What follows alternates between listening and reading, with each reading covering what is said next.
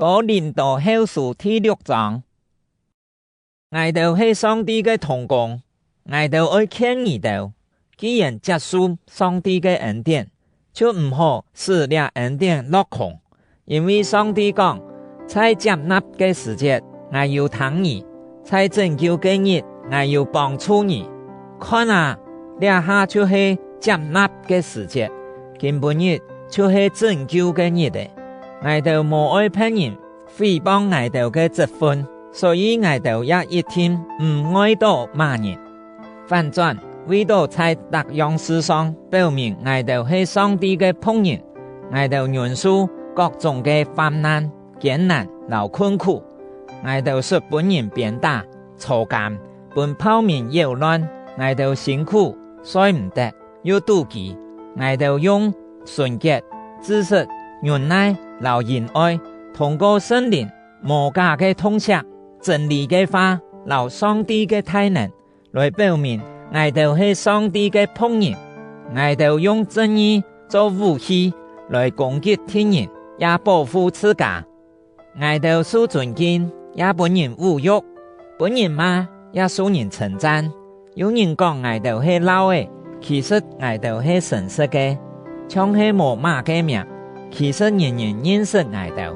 有人講我哋已經死咗，總係你哋看啊，我哋很傷心哦。我哋是受刑罰，總係無本人辭死；是憂傷，總係常常快樂；是欠缺，總係使千多人富足；像係無辦樣，總係樣樣有。哥林多嘅朋友啊，我哋對你哋出長出短，態度態量。唔係我哋嘅心肝狹，係你哋嘅心肝狹。我常對自家嘅子女按樣老你哋講，我哋對你哋體諒安泰，同樣你哋對我哋也愛體諒到嘅，唔好同唔信嘅人結連強下。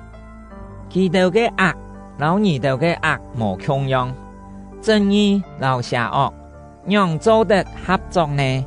光明老烏暗，讓做得共存呢？基督老魔鬼，哪有協調嘅可能呢？信主嘅老唔信主嘅，有乜嘅相關呢？上帝嘅升天，老偶像有乜嘅相同呢？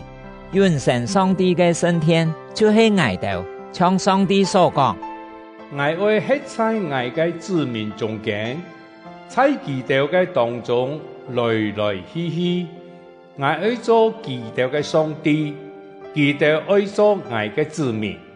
所以主講，你哋的確愛離開基督，對基督當中分別出來，唔好名無搶你嘅東西，我就會接納你哋。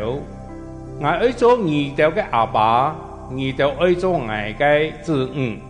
你係全能嘅主講嘅。